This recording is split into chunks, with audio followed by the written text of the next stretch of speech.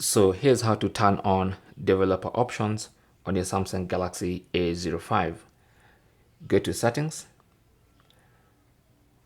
On the main settings page, scroll down to the bottom until you see about phone. Tap on that and then look for software information. Tap on that and then you should see build number. Tap on that 7 times. It might ask for your password and then it should say developer mode has been enabled.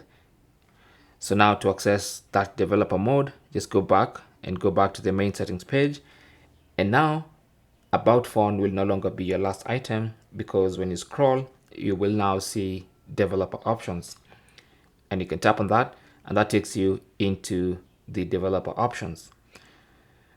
So to disable developer options, just turn off the toggle button at the top of the developer options page. And now when you go back, that option will disappear from below about phone. So that's basically how to enable and also how to disable developer options on your Samsung Galaxy A05. Thanks for watching. Comments and questions down below and good luck.